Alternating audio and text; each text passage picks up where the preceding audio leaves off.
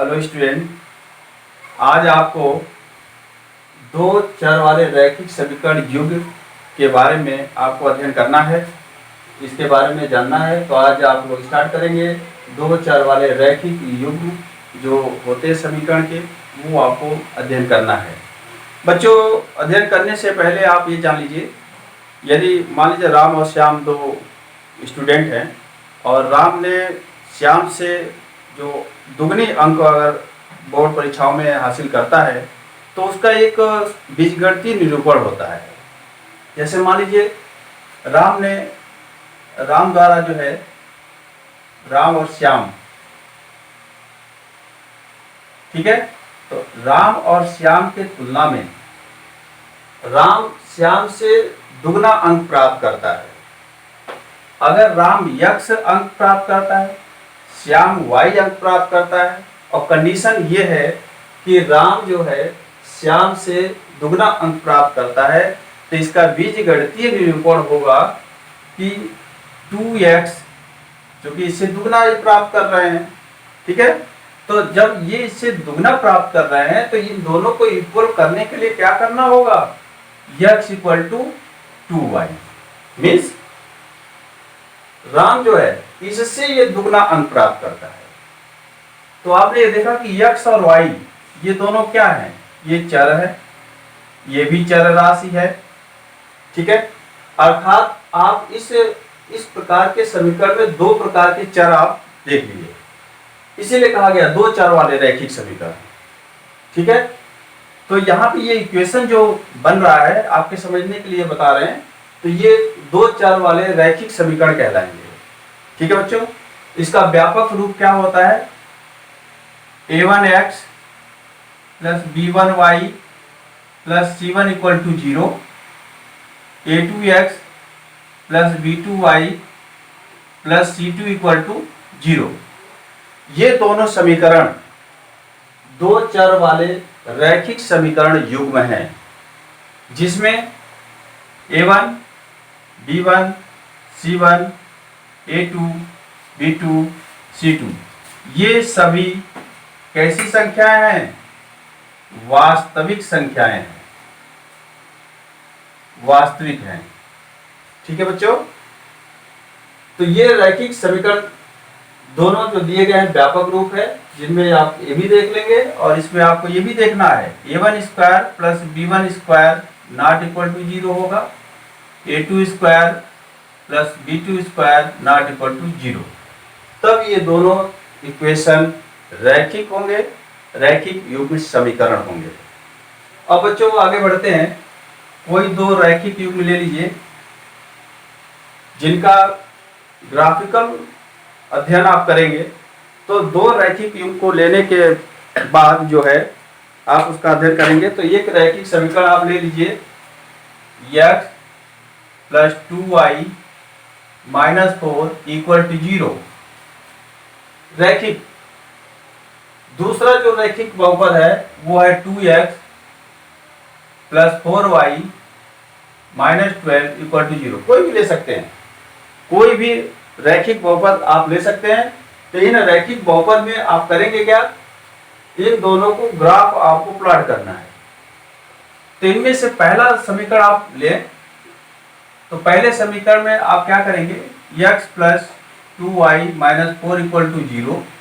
तो आप यहाँ देखेंगे कि 2y equal to 4 minus x, y equal to 4 minus x upon 2। आप यहाँ y को x के रूप में आपने बदल लिया। अब इनको एक चार्ट तैयार करेंगे x और y के रूप में, और x y के रूप में आप बनाएंगे तो आपको प्राप्त होगा, यहाँ पे x ले लीजिए, ये y हो गई 4 माइनस x अपॉन 2। तो आप कुछ वैल्यूज x की इमेजिन कर लीजिए और उसके अनुसार इसको सॉल्व करिए। जैसे आपने 0 ले लिया, ठीक है। 0 लेने के बाद आप जब इसमें 0 रखेंगे तो ये 4/2 हो जाएगा। इसकी वैल्यू कितनी आ जाएगी, 2। और अगर यहाँ पे आपने 4 ले लिया, सपोज करिए कि आपने यहाँ पे इंची 4 ले ली, तो 4 लेने के बाद 4 माइनस 4/2 इक्वल टू 0। और भी कोई संख्या ले लीजिए, 4 के बजाय आप 8 ले लीजिए, 8। तो 8 लेंगे यहाँ पे, तो 4 माइनस 8/2 इक्वल टू माइनस 4/2। ये कितना हो जाएगा? -2। ठीक है। अगर आप चाहें तो माइनस की भी डिजिट ले सकते हैं, जैसे -2 अगर आप चाहें, -2 अगर यहाँ पे आप लेना चाहते हैं तो -2 जब यहाँ रखेंगे तो कितना हो जाएगा? +2। तो 4 + 2 6/2 कितना हो जाएगा? 3 हो जाएगा। ठीक है।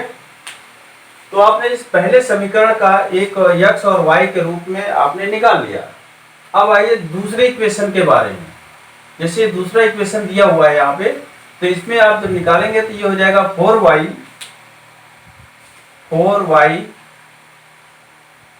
Equal to 12 - 2x। ठीक है। तो 12 - 2x से जब अध्ययन करेंगे आप, तो ये y इक्वल टू हो जाएगा 12 - 2x/4। चाहे तो आप 2 कॉमन लेकर इसको डिवाइड कर सकते हैं। ये हो जाएगा 6 - x/4। ये कैंसिल हो जाएगा और इसकी वैल्यू जा जाएगी 6 - x/2। तो आप एक और x और y के रूप में आप एक चार्ट तैयार कर लीजिए। तो आप पाएंगे कुछ वैल्यू x की इमेजिन कर लीजिए। यहाँ पे दिया हुआ है y इक्वल टू 6 - x/2। तो बच्चों सबसे पहले यहाँ पे 0 रख लेते हैं। तो जब आप यहाँ 0 रखेंगे x की वैल्यू, तो 6/2 आएगा। तो 6/2 मीन्स 3। ठीक है। अब यहाँ पे यदि 2 रखते हैं आप, तो 6 - 2 इक्वल टू 4/2। तो यहाँ 2 आ जाएगा। यहाँ पे 4 की वैल्यू जहाँ आप रखते हैं, तो 6 - 4/2 मीन्स 2/2 1। -2 यदि आप यहाँ रखना चाहते हैं, तो 6 - 2 + 8/2 इक्वल टू 4। एक और कोई डिजिट ले लीजिए, आप कोई भी ले लीजिए, -4 रख लीजिए। -4 रखते हैं तो 6 - 4 10/2 इक्वल टू 5। तो आप इस प्रकार से दोनों रैखिक समीकरणों को आपने x और y के रूप में एक चार्ट तैयार कर लिया। अब इन दोनों की सहायता से ग्राफ आपको बनाना होगा। तो ग्राफ के लिए बच्चों आप एक x एक्सिस और y एक्सिस आपको खींचना होगा, और इनमें जो वैल्यूज आपको प्राप्त करनी होगी। तो ये x एक्सिस है, ये माइनस का हो जाएगा, y एक्सिस माइनस का y। आप यहाँ पे जब देख रहे हैं अंक 0, 4, 8, 2, 4, तो आप x एक्सिस पे 2-2 का अंतराल लेकर आप मान सकते हैं। तो यहाँ पे यदि आपको मानना है तो इस प्रकार से मान लीजिए। ग्राफ बच्चों आप लोग जानते ही हैं, ये हो जाएगा 2, 4, 6, 8। इस तरह से आप x एक्सिस पे बना लीजिए। इसके विपरीत में हो जाएगा ये -2, -4। ठीक है। y एक्सिस में देखिए 2 और 3, 3 और 5, एक-एक का अंतराल मान सकते हैं, मतलब एक-एक डिजिट ले लीजिए। तो ग्राफ में एक-एक डिजिट जब आप मानेंगे तो ये इस प्रकार से हो जाएगा। यहाँ हो जाएगा 1, 2, 3, 4, 5, 6। उसी प्रकार माइनस की डिजिट ले लीजिए, -1, -2, -3, -4। ठीक है बच्चों। अब पहला इक्वेशंस के रूप में आप लेंगे, पहले इक्वेशन का x की वैल्यू 0 है, तो x 0 ये है, और 0 पे y कहाँ है? +2। तो ये 0 पे +2 यहाँ पे आ रहा है बच्चों। ठीक है। दूसरा 4 x एक्सिस पे, x एक्सिस पे 4 कहाँ है? यहाँ है, और y की वैल्यू कितनी है? 0। तो ये यहीं आएगा। ठीक है। आप चाहें इसका कोऑर्डिनेट भी लिख सकते हैं। अब आइए x के 8 पे -2 नीचे है बच्चों, ये -2 यहाँ आएगा, ये मान लीजिए यहाँ पे प्राप्त होगा। तो आप देखेंगे कि एक सीधी रेखा आपको प्राप्त हो रही है। जैसे यहाँ पे ये दिया हुआ है, आप जब इस ग्राफ को बनाएंगे तो ये सीधी रेखा मिलेगी। थोड़ी टेढ़ी हो रही बच्चों, लेकिन ये सीधी रेखा है। तो आप इस प्रकार से पहले इक्वेशन को आपने रीड कर लिया कि कैसे आपको बनाना है, ठीक है। और भी जैसे -2 पे 3, ये तो हो गया। अब आइए एक्स एक्सिस की दूसरी जो सीरीज है, x0 पे 3 आपको बनाना है, x0 पे प्लस का 3 ये हो गया, 2 पे 2 बनाना है, ये 2 है और यहाँ पे ये 2 आ गया, 4 पे 1 बनाना है आपको, 4 पे ये 1 हो गया यहाँ पे,